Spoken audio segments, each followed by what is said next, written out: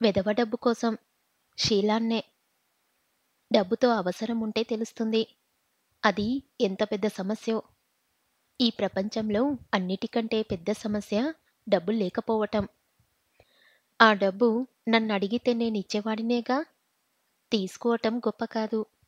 తీర్చటమే పెద్ద కష్టం. గోపీచంద్ ఓ నిర్ణయానికొచ్చినవాడిలా తల పక్కించి దగ్గరకొచ్చాడు. భుజం మీద చెయ్యేసి, ఇలా తీర్చుకోవచ్చు. ఇక నుంచి ఈ వ్యాపారం మానేయ్. పర్మనెంట్ కస్టమర్‌ని నేనే. సుఫలకైతే పెద్దగా వికటహాసం చెయ్యాలనిపించింది. ఇక ఎక్కడైనా కొద్దిగన్నా మానవత్వం, నైతిక విలువలు మిగిలాయనుకుంది. చివరలో తాను ఓడిపోయాననే అనుకుంది. ఎన్ని చెప్పినా చివరికి అతనికి కావాల్సింది అదే. ఘోరమైన అబద్ధం చెప్పి తనని తాను తక్కువ చేసుకున్నానని ఇప్పటివరకు మదనపడుతుంది. పందెం గెలవటానికి నైతిక ధర్మాన్ని మర్చిపోయానని చింతించింది. కాని ఇప్పుడు తనకంటే హీనులైన, హేయమైన వారున్నారని తెలియగానే మనసు తేలికపడింది. గోపీచంద్ చొరవగా భుజాలు పట్టుకొని దగ్గరికి తీసుకున్నాడు. ఇందాక అన్ని నీతులు చెప్పారు. నేనంటే తెలియక రానిచ్చాను. ఇల్లు మాదని, మీ ఫ్రెండుదని తెలిసి లోపలికెలా వచ్చారు? చీకటి తప్పులు మగవాళ్ళకి వర్తించవా? కామానికి వావి వరసలు, కళ్ళూ లేవు గుసగుసగా అన్నాడు. నిజంగానా? మరింతగా పైకి లాక్కుంటూ అంది. గోపీచంద్ తనకి తెలిసిన పరిజ్ఞానంతో ఏదేదో చెబుతున్నాడు. ఏదో రకంగా వారించి ఓ గంటసేపు ఆపితే గురుడిని జావకరిచి పంపించేయనుకుంది. వీడేమో ముందు అసలు పని అంటాడు. తప్పదు. ఏం చేస్తాం? సుఫల ఆలోచనలతో సంబంధం లేకుండా ఆమెని మీదకి లాక్కున్నాడు. వెచ్చటి శ్వాస ఆమెకి తగులుతుంది. సుఫలకి కూడా ఆవేశం వచ్చినట్టు అతన్ని పెనవేసుకుంటూ అంది. ఊరంతా టాంటాం చెయ్యకు. ఏదో గుట్టుగా ముసలాన్ని పెట్టుకొని లాగిస్తున్నాను. కాస్త మంచి చీరలు అవి కొనుక్కుంటున్నాను. ఈ రాత్రంతా గడిపి పొద్దున్నే మీ ఫ్రెండ్‌కి చెప్పావంటే నా పని ఆఖరు.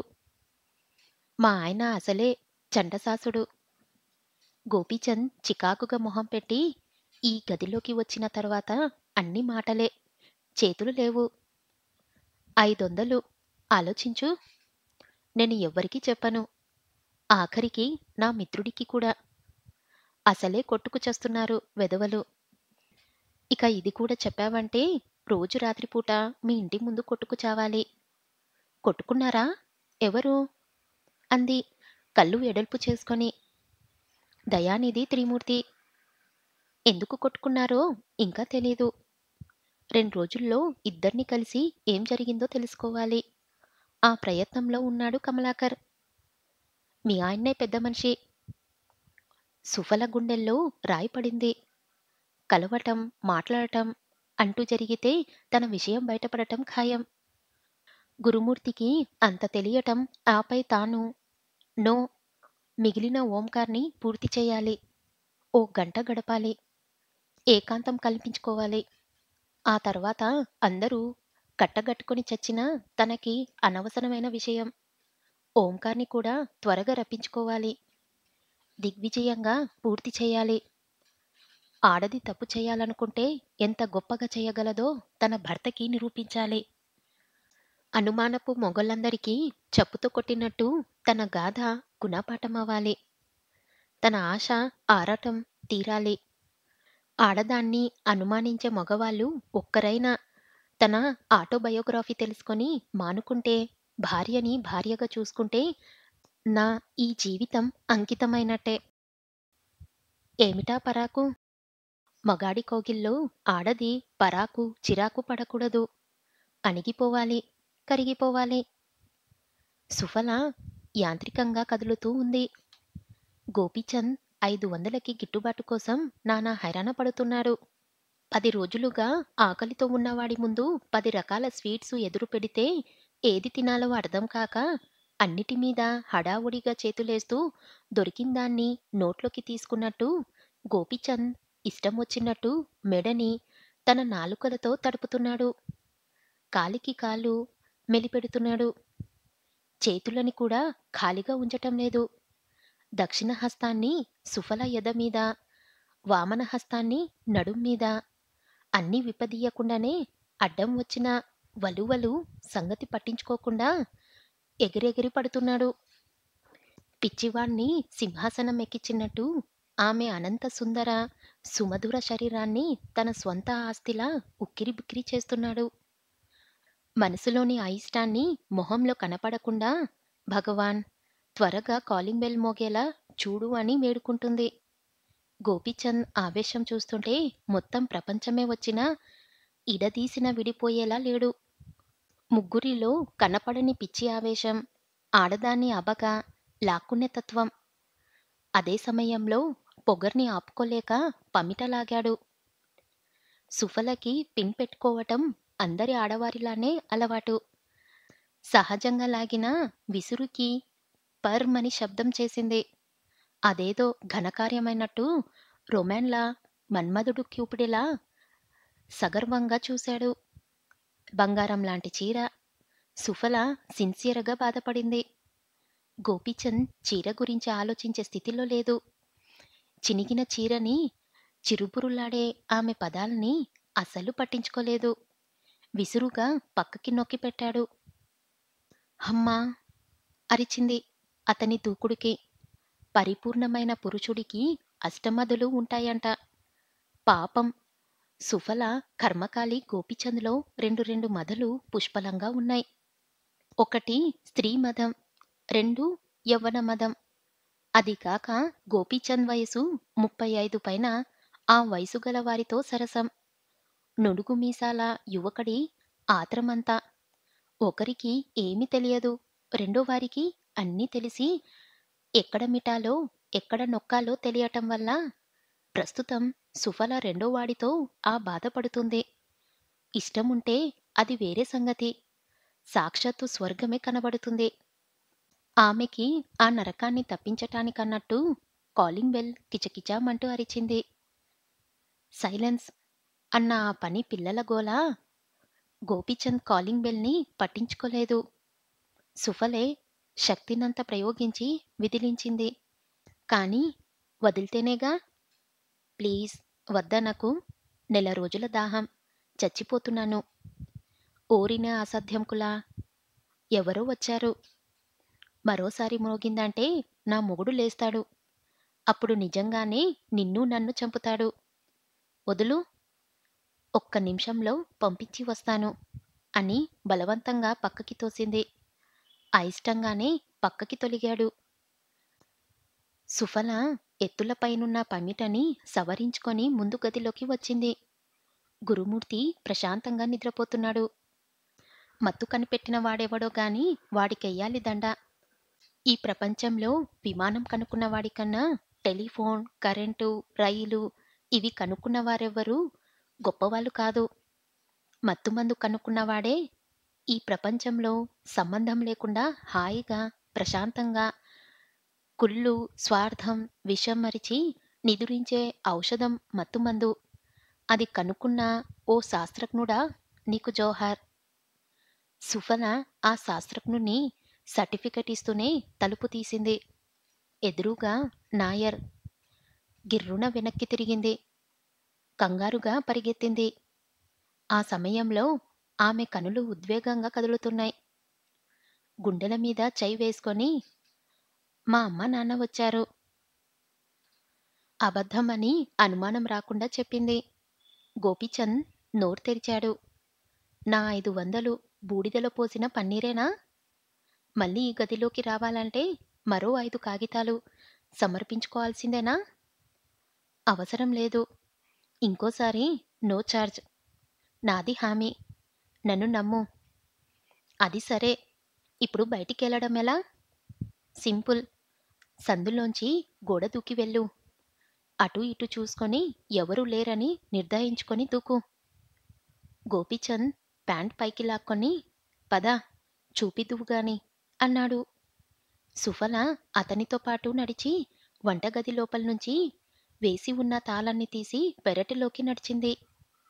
బావి మీదుగా ఎక్కి ప్రహరీ మీద నుంచి దూకు. విశాలమైన రోడ్డు నీకు ఆహ్వానం పలుకుతుంది.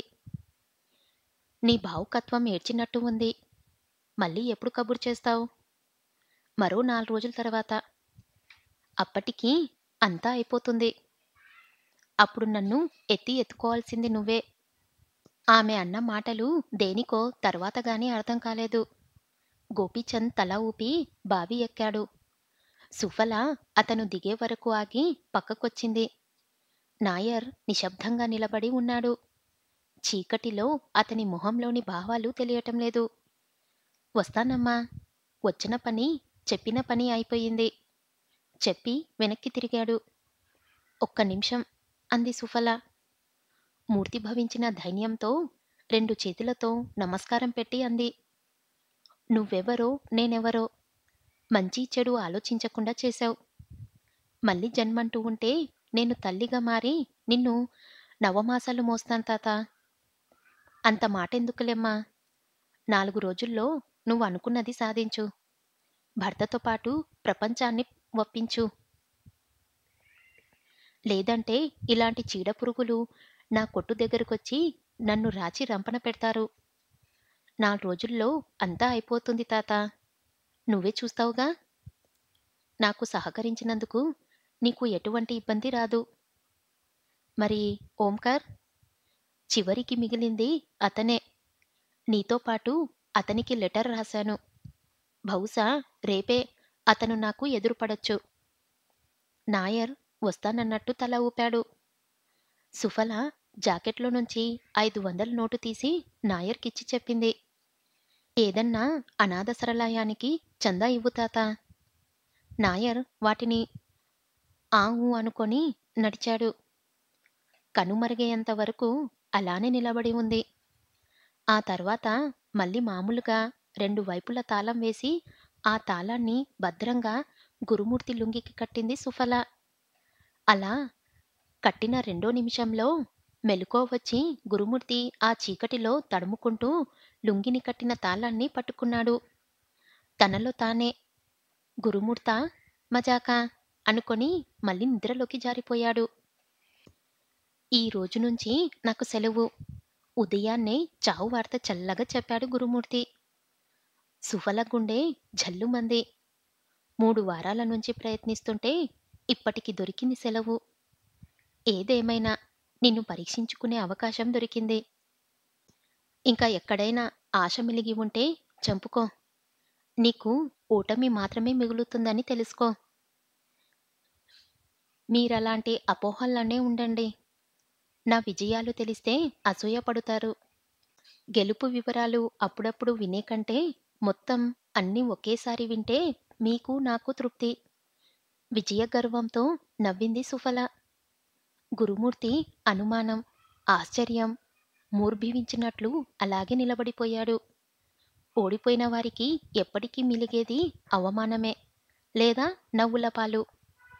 మీరు ఓడినా నేను గెలిచినా మీరు నేను నవ్వుల పాలేనండి అంది సుఫల విరక్తిగా. అర్థమయ్యేటట్లు చెప్పొచ్చుగా. అసహనంగా అన్నాడు. సమయం వస్తుంది. ఆకాశం ఉరుమకపోయినా, భూమి బద్దలవ్వకపోయినా మీ కర్ణేంద్రియాలు చిల్లుపడే నిజాలు మీ గుండెల్లో నిప్పులుగా కురిపిస్తాయి. అప్పుడు సెద తీర్చుకోవటానికి నేను ఉండను. ఆమె మాటల్లోని బాధను, భావాన్ని అతను అర్థం చేసుకోలేదు. ఉండకపోతే ఉరేసుకో. ముందు కాస్త టిఫిన్ తగలట్టు. సుఫల లోపలికి వెళ్ళి టిఫిన్ తీసుకొచ్చింది. ఉప్మా ప్లేటు అతని ముందు పెట్టింది. గురుమూర్తి స్పూన్తో ఉప్మా తీసుకుంటూ అన్నాడు. ఏమిటో 2-3 రోజులుగా మొద్దు నిద్రపోతున్నాను. అసలు ఉనికే తెలియటం లేదు. కానీ ఎంత గాఢ నిద్రలో ఉన్నా రొంపిలో కట్టిన తాళాన్ని వదలటం లేదులే. సుఫల పరిహాసంగా నవ్వుతూ చట్నీ వడ్డించింది. అదే సమయంలో బయట రిక్షా ఆగింది. రిక్షాలోంచి ఓ బురక యువతి దిగింది. ఆమె వంక చూశాడు గురుమూర్తి. నా ఫ్రెండ్ చెప్పింది సుఫల. గురుమూర్తి అసహనంగా ముఖం పెట్టాడు. అవతల తగాదాన్ని పరిష్కారం చేయాలి. అంతా ఎదురు చూస్తుంటారు. నేను కూరలు తీసుకువచ్చి ఇచ్చేలోపు ఆమె గారిని పంపేయ్. తాళం వేసి నేను కూడా వెళ్తాను. సుఫల తల ఊపింది. ఆమె లోపలికొచ్చింది. నమస్కారం బావగారు అంది సన్నగా. మాట మొగాడి మాటలా గరుకుగా ఉంది. గురుమూర్తికి కడుపులో దేవినట్లయింది. గబగబా టిఫిన్ నోట్లో కుక్కుకొని 5 నిమిషాల్లో వస్తాను అని లేచాడు. భర్తకు సంచి అందించింది సుఫల. గురుమూర్తి బయటికి నడిచాడు. నేరుగా కూరల దుకాణం దగ్గరకు వెళ్ళి కావలసిన కూరలు కొన్నాడు. ఇంకా చిల్లర రావాలి. చిల్లర లేకపోవటంతో కూరలామె పక్కకు వెళ్ళింది. గురుమూర్తి ఓపికగా నిల్చున్నాడు. 10 నిమిషాలకు చిల్లర తెచ్చి చేతిలో పోసింది. అన్ని 10 పైసల బిళ్ళలు. పప్పు చిల్లర. అది కాదు. అతను ఆలోచిస్తున్నది జర్మన్ సిల్వర్. ఎస్, అదే. అది ఓంకార్దే. జర్మన్ సిల్వర్ ఉంగరం. తనకి బాగా గుర్తు. సుఫల ఫ్రెండ్ అని చెప్పినా ఆమె నమస్కారం పెట్టినప్పుడు చేతికి కనిపించింది. అంటే అంటే గురుమూర్తి గుండెలు వేగంగా కొట్టుకున్నాయి. ఓంకారన్న మాట. అదే సమయంలో అక్కడ సుఫలకి ఆమె రాసిన కార్డిచ్చాడు. ఏంటిది అన్నాడు. ఓంకార్ గారు, నేను మిమ్మల్ని ఇలా సహాయం అడగవలసి వస్తున్నందుకు నాకు బాధగా ఉంది. మా వారితో నా బాధలు వ్యధలు ఎక్కువయ్యాయి. ఎవరికి చెప్పుకోవాలో మరెవరి సహాయం అర్థించాలో అర్థం కాక తల్లడిల్లిపోతున్నాను. ఎందుకో మీరు మాత్రమే నన్ను ఈ ఊబి నుంచి బయటికి తీస్తారని పదే పదే అనిపిస్తుంది. ఒక్కసారి వస్తారా? గుండె విప్పి నా బాధ చెప్తాను. మామూలుగా రాకండి. నా భర్త ఎవ్వర్ని రావద్దని చెప్పాడని తెలుసు. వచ్చి చనువు తీసుకొని మాట్లాడినా అది నాకు ముప్పే. డ్రామాలాడే మీకు ఆయన కళ్ళ ముందే రావటం ఎలాగో నేను చెప్పనవసరం లేదు. కలవండి. సంతోషిస్తాను. ఎదురు చూస్తుంటాను. శుక్రవారం మీకోసం. సుఫల పెదవి విరిచి మళ్ళీ అతని చేతికిచ్చింది. ఏమిటి నాటకం? అడిగాడు ఓంకార్. నాటకం కాదు, వాస్తవం. జీవితమనే సాలెగూటిలో చిక్కుకున్నాను. రక్షించాల్సిన వాడే భక్షకుడయ్యాడు. నాకు మీరే దిక్కు. నన్ను నా వాళ్ళ దగ్గరికి చేర్చండి. సుఫల కళ్ళనీళ్లు పెట్టుకుంది. ఓంకార్ గుండె ద్రవించింది. ఆర్తిగా ఆమె భుజం మీద చేయి వేశాడు. సుఫల తలెత్తి అతని కళ్ళల్లోకి చూసింది. తప్పు చేసినట్లు చప్పున చేయి తీశాడు. గొంతు మాత్రం విప్పాడు. నేను మాట్లాడతాను. మరోసారి నీ కాపురంలో ఏడ్పులు, కన్నీళ్లు, కష్టాలు లేకుండా చేస్తాను. అసలు ఇలాంటి డ్రామాల కంటే డైరెక్టుగా వచ్చి 4 దులుపమంటే దులుపుతాను. సుఫల భయకల్పంతో కళ్ళు వెడల్పు చేసి అంది. వద్దు, అలాంటి పని చెయ్యొద్దు. అసలే అనుమానం మనిషి. దానికి తోడు మీ పెద్దరికం తోడైతే 1, 2 కోపం నశాలానికి చేరి క్రోధంగా మారగలదు. నన్ను మీరే చూసుకోవాలి. సిగ్గు విడిచి అడుగుతున్నాను. కనీసం నన్ను మనిషిగా కూడా చూడటం లేదు. ఆమె కళ్ళు జలశయాలయ్యాయి. అసలు జరిగిందేమిటో చెప్పు. వాడి తప్పుంటే తాట తీస్తాను. ఆ చనువు ఉంది అన్నాడు ఓంకార్. ప్రామిస్? చెయ్యి చాపింది. సందేహించకుండా ఓంకార్ చెయ్యేశాడు. సుఫల అతని చేతిని చటుక్కున పట్టుకుంది. ఓంకార్ గుండె వేగం పెరిగింది. ఆమె అడుగు ముందుకు వేసింది. ఇందాకటికల్లా ఆమె కళ్ళు ఆసురుపురితాలు కావు. ఆమె కన్నుల్లో కాంక్ష. ఆమె అధరాలు మెల్లగా వణుకుతున్నాయి. ముఖంలో వేడి ఆవిర్లు. ఓంకార్ శరీరంలో వేడి బయలుదేరింది. గుటకలు మింగాడు. ఆమె స్పర్శ అతనిలో నిద్రణమైన కోర్కెను తట్టిలేపుతుంది. ఆమె అతనికి మరీ దగ్గరికి వచ్చింది. ఆమె గుండెలు సూదంటురాలయ్యి అతని వక్షస్థలానికి బలంగా తగులుతున్నాయి. ఇద్దరూ ఉచ్ఛ్వాస, విశ్వాసాలు ఒకరినొకరికి తగులుతున్నాయి. ఆమె ఇంకా అతని దగ్గరకు జరిగింది. దరిదాపు అతని కౌగిల్లో. అతని చెయ్యి ఆమె నడుం మీద మినాగులా చుట్టుకుంది. అతను వంగి ఆమె పెదవులను అందుకోబోతుండగా అప్పుడు జరిగింది రసభంగం. తలుపు ధడేల్మని మోగింది.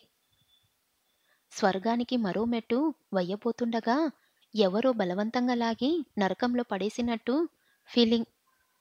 ధడా ధడామని శబ్దం. పెద్దగా ఆలోచించకుండానే అర్థమైంది సుఫలకు.